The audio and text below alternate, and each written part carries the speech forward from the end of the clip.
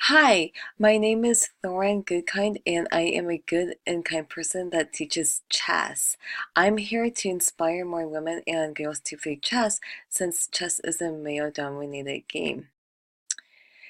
It is right to move for this puzzle, and you gotta figure out what the best move is for white.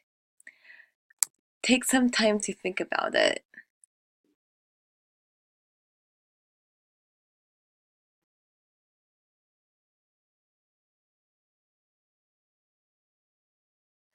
Okay, did you figure out what the best move is? The best move is this bishop capturing black's knight. If you notice, this knight is not protected, so white could just take the knight for free. And notice now that this bishop is checking the king and also attacking this rook. So once um, black gets out of check, guess what? You can simply take black's rook for free. So if you have any questions about this video, please let me know and type in your comments below. Thank you so much for watching.